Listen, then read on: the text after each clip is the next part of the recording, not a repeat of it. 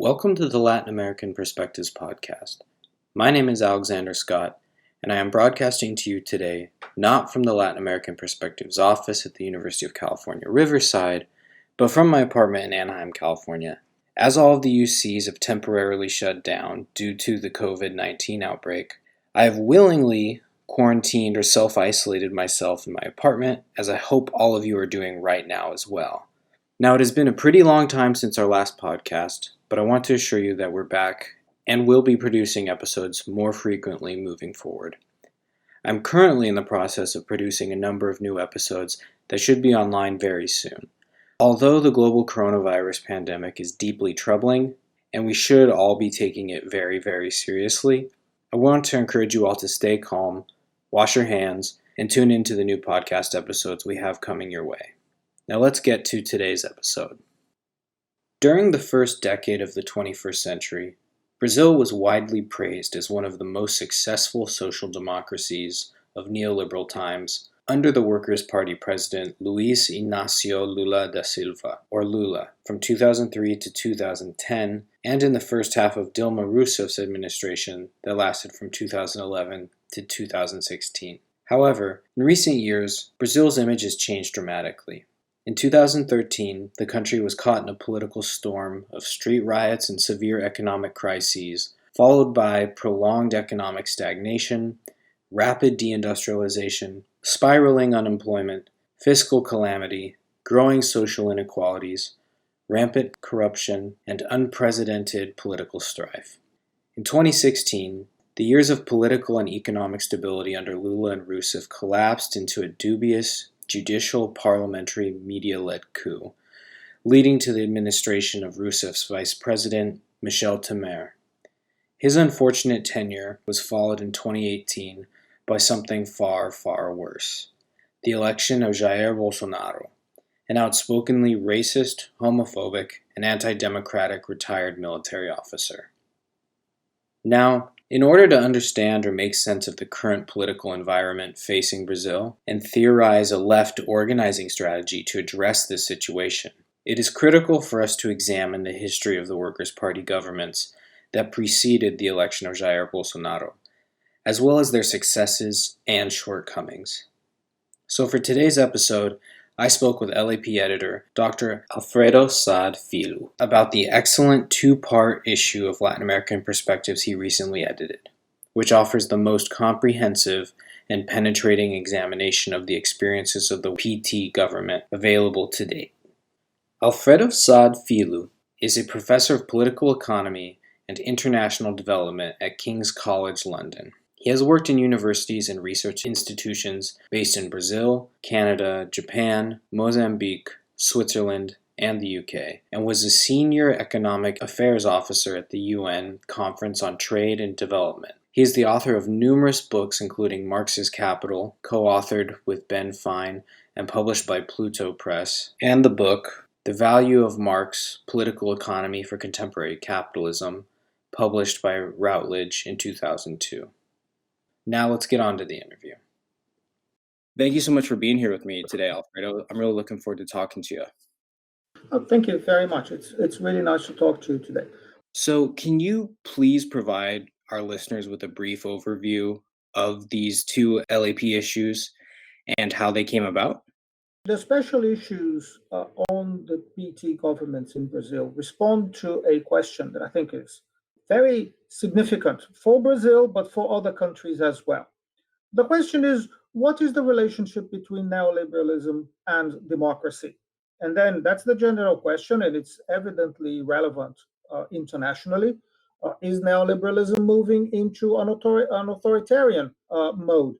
Is there a new phase of global neoliberalism? We wanted to answer these very large questions, looking at the specific case of Brazil. Now, it's very clear that this transition from a democratic political system to a more authoritarian type of political system in Brazil is very closely related to the trajectory of the Workers' Party, the PT.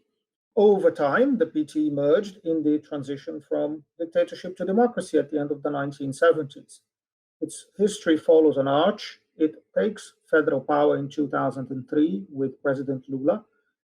The PT continues in power under President Rousseff, who is then overthrown by a judicial parliamentary coup, itself a novel, a new kind of coup in 2016.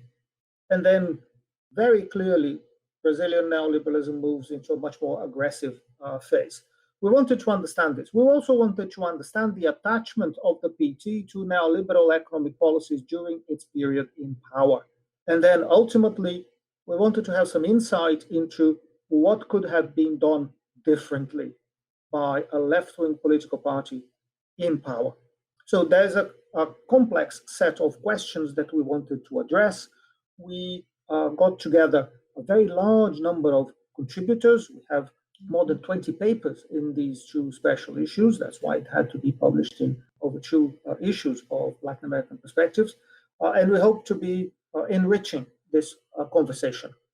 So in your introduction to the issue, you state that in order to understand Brazil's current predicament, we must first come to terms with the 13 years in which the PT, or Workers' Party, occupied the federal executive. So before we discuss the current situation facing Brazilians, can you provide just some brief background information on the history of the PT and the PT government in the early 2000s? The PT, as I mentioned, was founded in the late 1970s by a group of or groups of trade unionists, left-wing activists, academics, and civil servants, basically the unionized working class and left-wing political forces and intellectuals. The PT was formed as a new form of representation of the working class. Clearly, the major figure in the process of emergence of the PT was Lula as the most significant trade union leader in Brazil at that time. And the PT emerged as an uncompromisingly left-wing political force attached to some vague idea of socialism, but very different from the then existing communist parties and the Trotskyite organizations in the country. The PT had a socialist discourse, but it was a mass political party. It aimed to involve new layers of the population into its mobilizations, and it was very successful when it emerged. The PT grew year on year. In less than 10 years, it had 800,000 members. The trade unions associated with the PT represented 20 million workers, and the PT got roots in community movements, in movements of agricultural workers, and in a whole range of areas of social and community life and labor life in Brazil.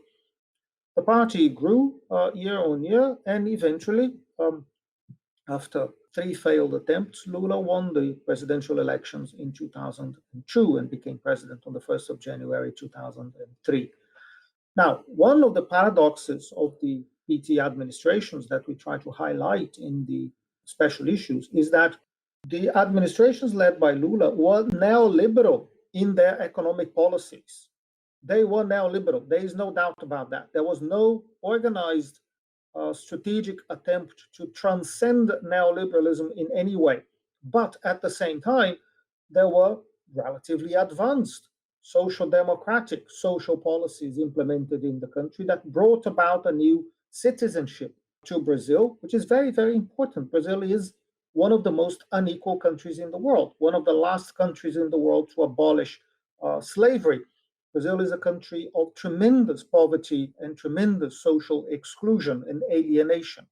And a lot of progress was achieved in this area, while at the same time, during the years of the PT, the party maintained its attachment to neoliberalism. Now, this attachment shifted in the domain of economic policy over time, but eventually the tension between the democratization of civic and social life and the attachment to exclusionary economic policies through neoliberalism, this tension made itself felt and made it impossible for the party to continue in power. It eventually lost most of its supporters and lost the conditions to govern the country in 2003. 2016. So that is, for us, an essential aspect of the trajectory of Brazil towards this renewed authoritarian modality of neoliberalism that we see today, this paroxysm of madness under the presidency of Jair Bolsonaro. It's impossible to understand what is happening now unless we go back and examine in great detail what happened under the PT governments. So as you said, that there's a lot of detail and it's a pretty complex picture you're trying to draw.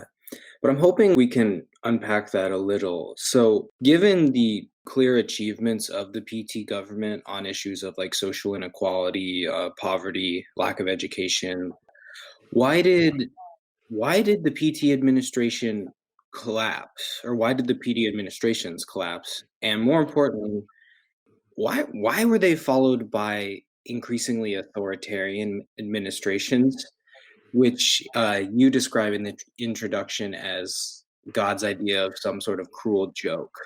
The PT governments were legitimate because they were attached to the democratic constitution and the democratic political process in Brazil. Now, remember that Brazil has had a democracy and a democratic constitution only since 1988. It's a very brief period of time, yet this is Right. the longest period of democracy that the country has ever had in its history. Now, the PT reached power by strictly democratic electoral means.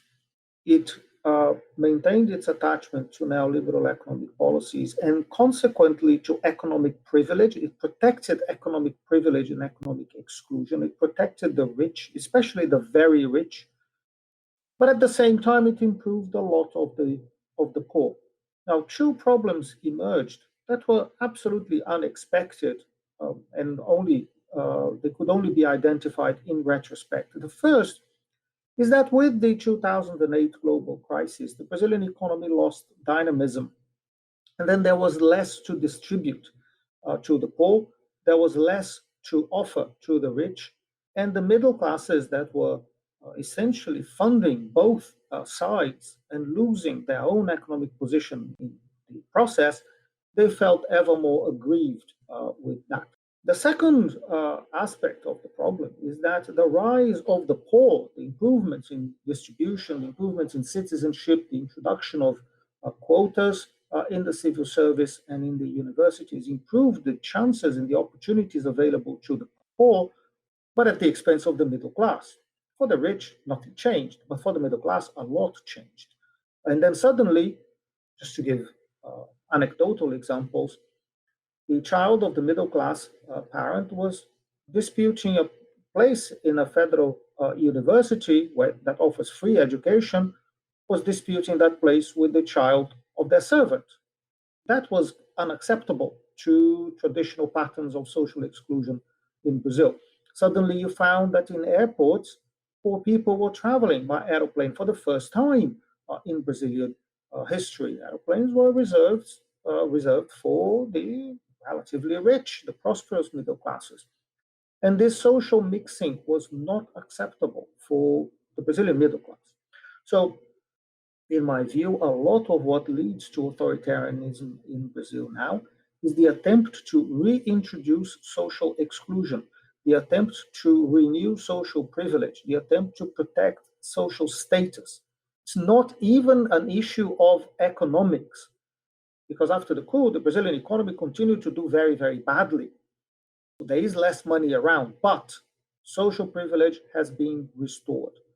So the dynamics between these two things, economic prosperity or not, and social exclusion or the diffusion of citizenship, the dynamics between these two processes, they, I think, drive the shift of Brazil towards authoritarianism. And currently it is under Bolsonaro, but it is simply because nobody else, as political leaders, no other political leader was available and in a position to take up the leadership. You could see in the last presidential elections that the political media, commentators, political parties shifted support or tentative support from one candidate to another on the political right. No candidate could have any traction, and eventually they settled on Bolsonaro as the only viable candidate of the right. This is somewhat similar to what happened in the US Republican Party when Donald Trump was attempting to become the Republican candidate. You try a number of people, none of them has any success, and then you settle on somebody who in principle seemed to be totally implausible as a candidate, and then as the winning candidate in the elections themselves. So this is a social process. And another peculiarity of Brazil, and then in contrast with the US, with India, with Turkey, with other countries going through this experience of authoritarianism under neoliberalism, is that in Brazil there are no organized parties of the right. There are no organized social movements, or none of it of great significance, and none with any degree of organic existence. There are no political leaders of any merit or significance or impact.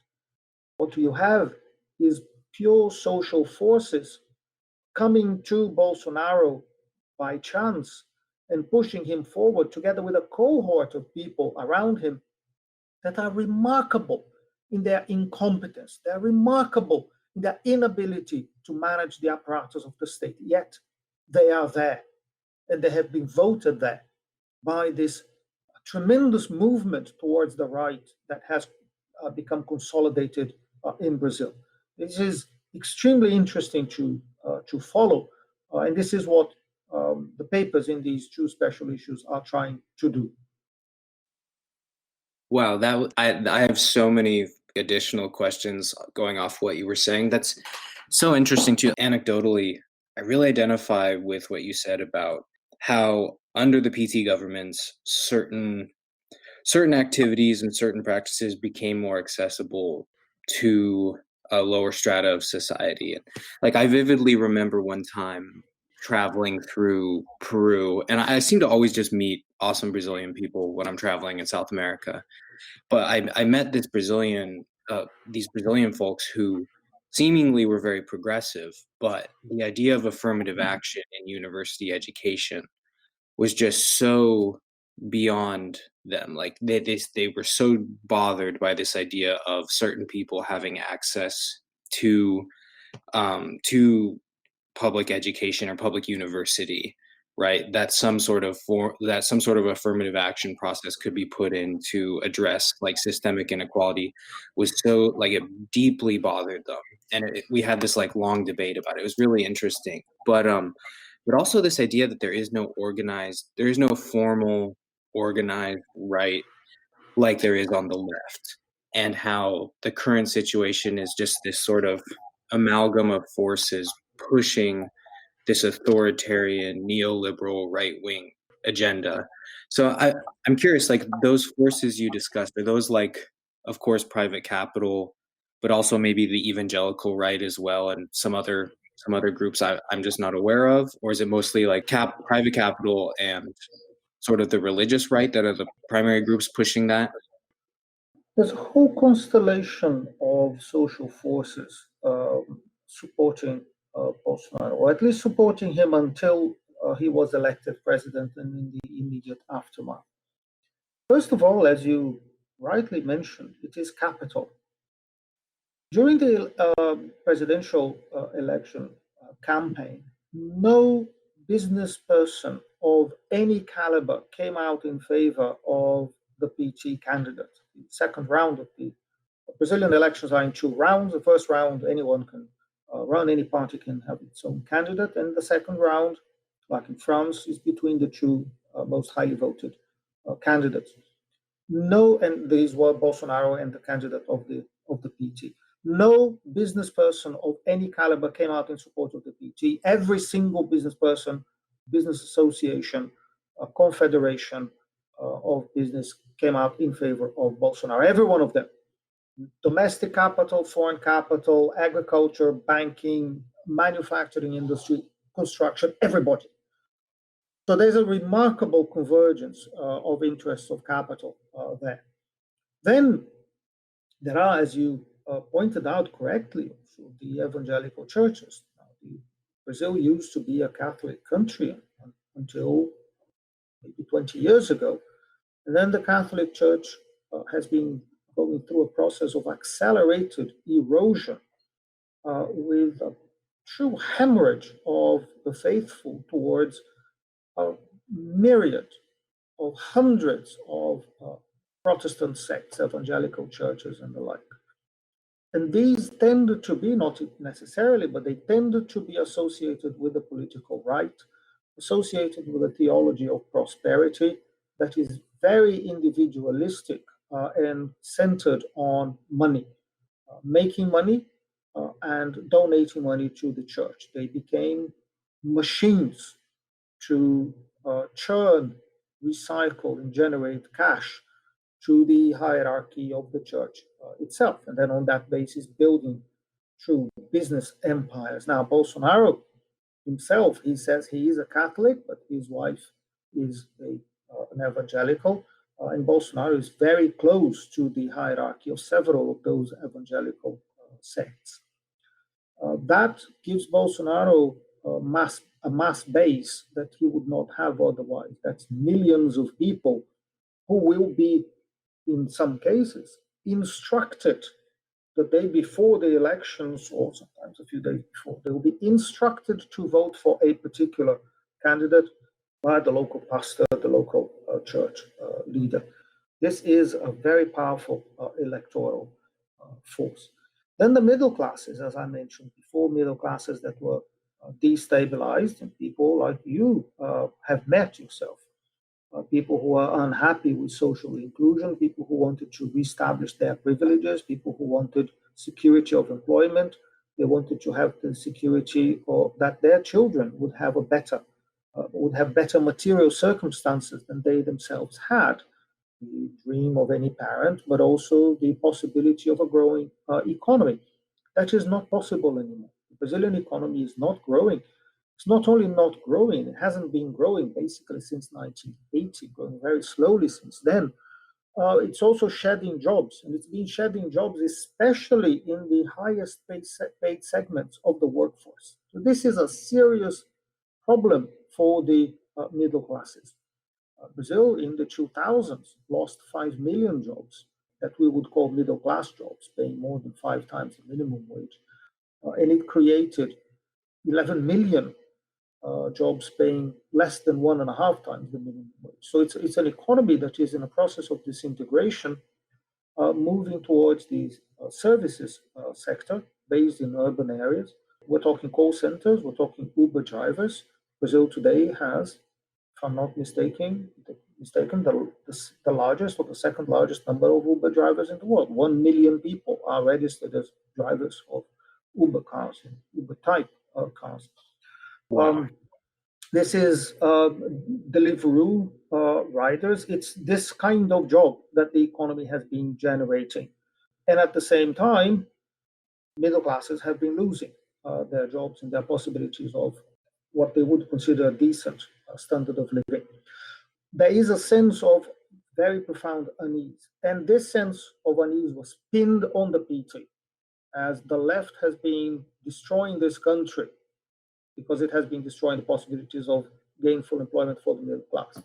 In addition to this, a very right-wing media campaign, a very serious organized attempt to limit the scope for Lula and then for Dilma Rousseff to change the economic policies of the Brazilian state away from neoliberalism, a very serious attempt to constrain those administrations that was ultimately successful. They were not able to move very much away from orthodox neoliberalism. And what we find subsequently is this organized, systematic attempt to impose a very exclusionary model of development in the country.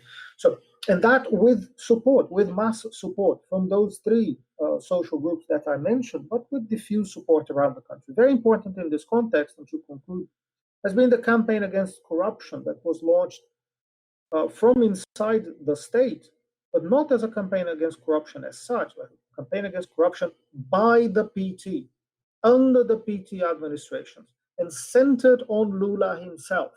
And there was an organized attempt not to eliminate corruption, but to destroy the political reputation of the PT and to destroy Lula as a political leader.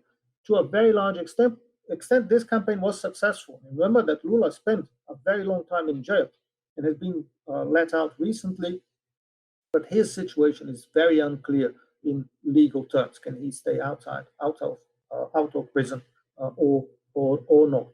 So this attempt to demoralize the PT was very successful, and you find today that a very large number of people believe that the PT is a corrupt political organization. Not looking out and realizing that the other political parties, most other political parties, and certainly the mainstream political parties, are profoundly corrupt in Brazil. But that has not been the subject of investigations, not been the subject of anywhere near the same level of media attention.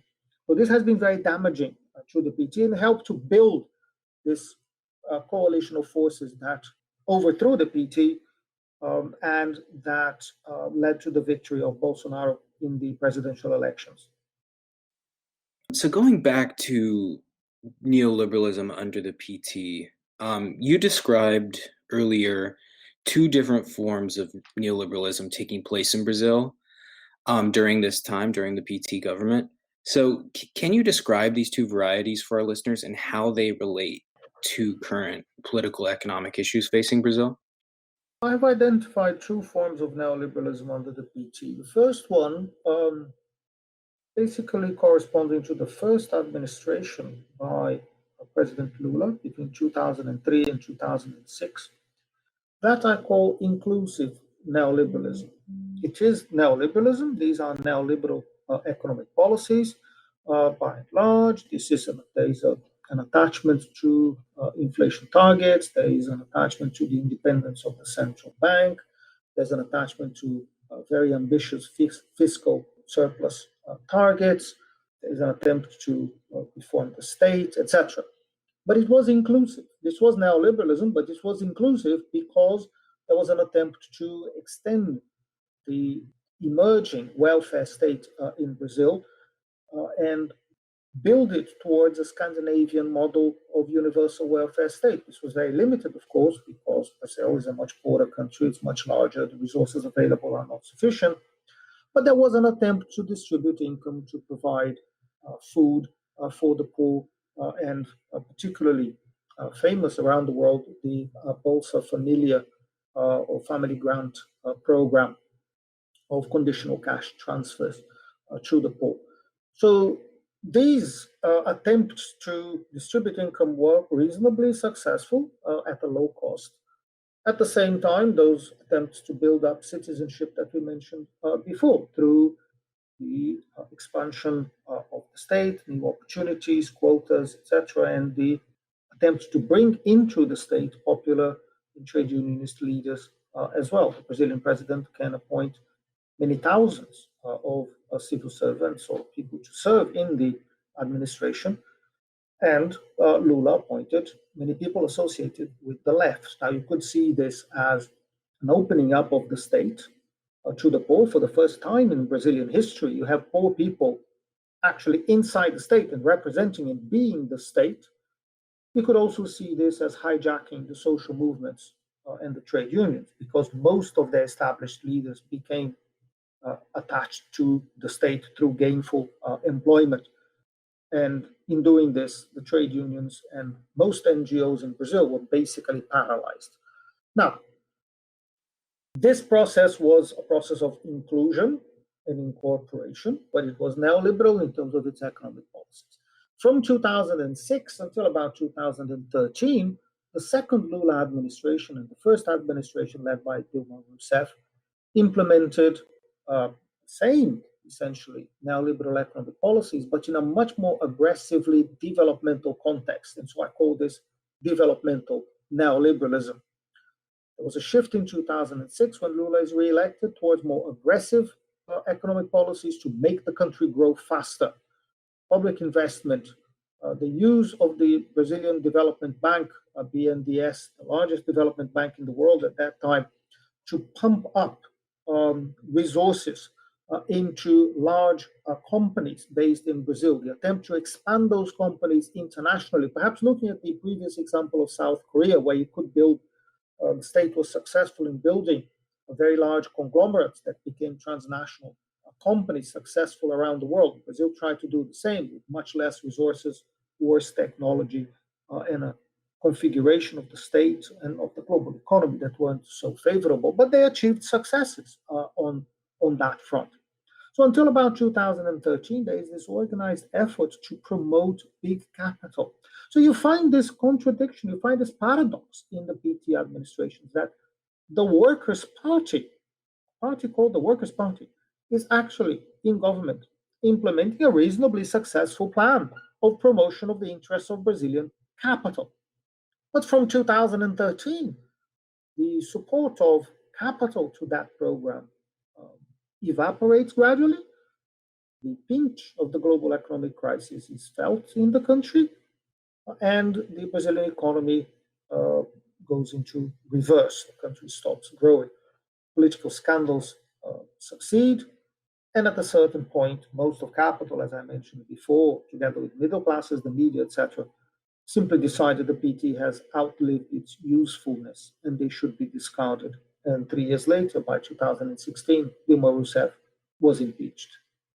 So, considering the current situation Brazilians are facing now with a Bolsonaro government and the rise of the far right, can you discuss some of the emerging forms of collective action and new forms of resistance among the Brazilian working class? The tragedy of the moment is that there is very little happening on that front that is organized and big or that is promising. The Brazilian left is very profoundly divided by the assessment of the experience of the PT in power. A significant part of the left remains attached to the PT, but is on the defensive because the PT had limitations in power, because of the corruption scandals, because eventually they lost mass support and they lost power. So how can you explain this? And another part of the Brazilian left is very critical of the PT because the PT didn't do enough. And perhaps they should have done more. They should have been bolder. And they were defeated for their failures. These two parts of the left have had tremendous difficulty establishing a dialogue and unity of action. At the same time, it has been difficult to get mass traction on a program of left re-emergence of the left in Brazil because unemployment has been very high since about 2015, 16. It peaked at 14 million unemployed workers. Now it's about 12 to 13 million. Who knows what's going to happen with this global coronavirus economic crash that we are living through as we speak. So the Brazilian working class has been disorganized. It has been intimidated. The administration of Michel Temer and then its successor, the Bolsonaro administration, have been extremely harsh against the trade unions. They've reformed labor law, making it much more liberal, much more neoliberal. They've reformed trade union law. They've reduced entitlements. They've constrained social programs. So there is a sense of intimidation for the working class more broadly. So it has been very difficult for the emergence of organized mass movements of the left.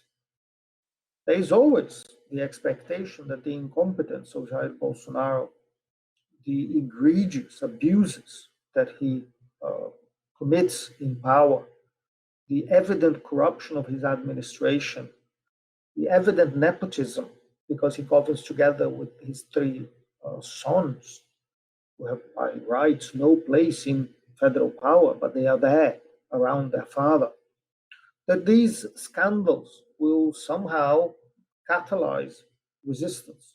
But so far, and to my disappointment and the disappointment of everyone who is on the left, this has not happened. I hope these movements will become more successful over time. I hope Bolsonaro will be demoralized in power and lose the next elections, that he will certainly run as a candidate.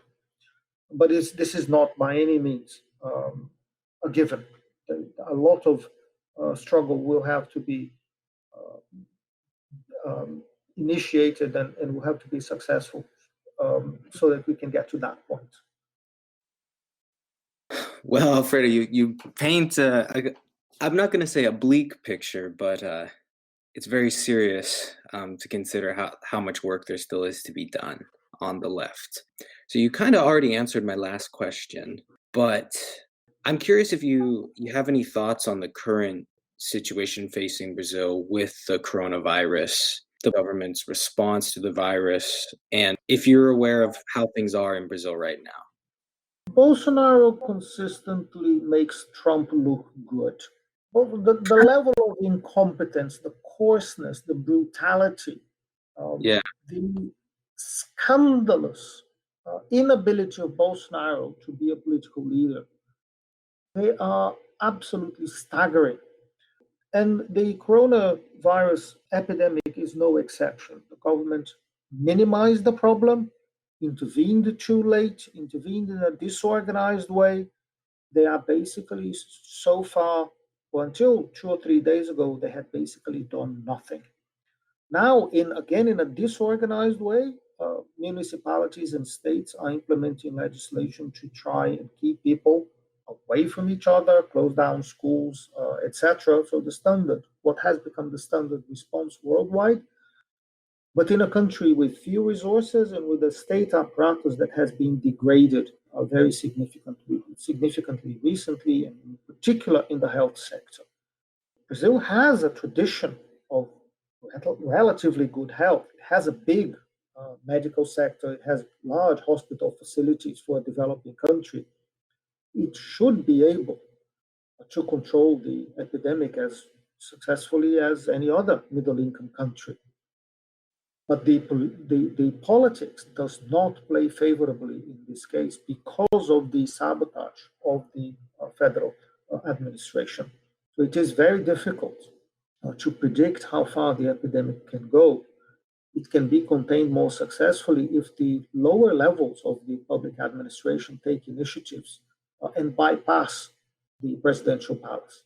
Because if they wait for direction from the presidential palace, that will be a disaster, and many more people will die unnecessarily than would be the case if decisive action would be taken.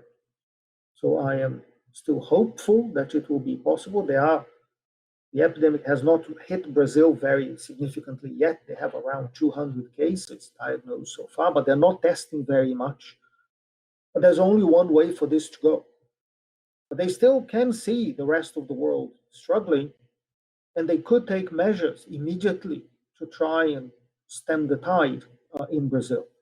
If they are going to do that, it's very much an open question. I hope they will, because in a poor country, the potential damage caused by an epidemic like this one can be vast, much larger than in a better off country where facilities are more abundant, where people are better nourished, stronger, because all their lives they have had better care. In a poor country, it's not like that. So I am very concerned, but still at this point in time, hopeful that it will be possible to implement good health measures and contain the damage caused by coronavirus. The economic damage will be catastrophic. Right. This morning, the stock market had been opened and was suspended within a few minutes, and it continues to fall. The currency continues to fall. It is very bad. Probably a worse impact than the crisis of 2008. Again, where this will lead, it's unclear at the moment. Well, I think that's all the time we have for today, but thank you so much, Alfredo, for sharing your insight on Brazil and the issues facing the country right now. And thank you so much for putting together this group of essays in these 2 issues of LAP. They're really excellent, and I encourage all of our listeners to either get a physical copy or a digital copy because it's some of the most comprehensive writing on Brazil that's come out in recent years. So thank you so much for coming on and sharing your insight with me. Thank you very much, Alex. Thank you. Well, folks, that is all the time we have for today. But I want to say thank you for listening in. And if you enjoy listening to this podcast or are interested in learning more about the topics I discuss with the guests, Please consider subscribing to our journal at latinamericanperspectives.com/subscribe, where you will be able to receive print as well as digital copies of our journal issues. Also, please don't forget to follow the Latin American Perspectives podcast on your preferred podcast listening app to receive notifications about new episodes, and follow Latin American Perspectives on social media pages like Facebook, Twitter, Instagram. And now lastly, please share this podcast with your like-minded friends, comrades, and compañeros. We'll be back soon with our next podcast. Hasta luego. Hasta luego.